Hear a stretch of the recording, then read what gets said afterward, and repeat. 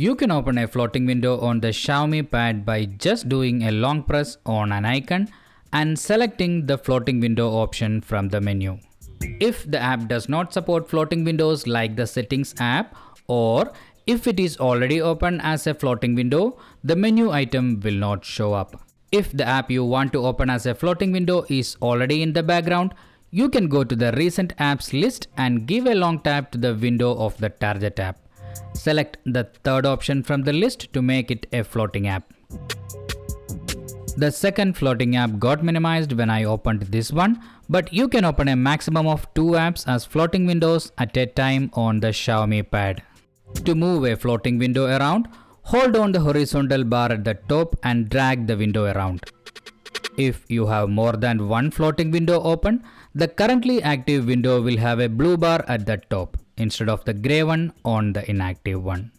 If you tap anywhere over the inactive window, it will become the active one. If you are using a keyboard, the currently active window will get the input from the keyboard. To resize a floating window, you can use the small grey dots on either side of the window. Just drag it inwards to make a window smaller and outwards to make it bigger. You can resize the window even to a landscape layout if you want, and the window will change from a portrait to landscape layout with additional elements like this if available. To maximize a floating window to a full screen app, drag down from the lower grey bar until the shadow window fills the entire screen and then lift the finger.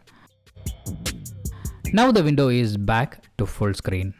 If you are using a split screen setup like I showed in my last video, you can convert either app to a floating window just by dragging down from the top bar.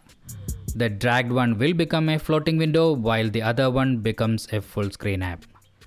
You can restore the split screen setup by dragging the floating window to either side and releasing it. You can also minimize the floating windows to icons to retrieve them when needed. For that, just drag the floating window to either side and the window will disappear, leaving just an icon like this and this. To reload the floating window, just click on the icons and the floating windows will quickly come back. To close the floating window, just drag up from the lower horizontal bar and the whole app will be removed from memory. I hope you learned something new about floating windows from this video. Thank you for watching. Have a happy day.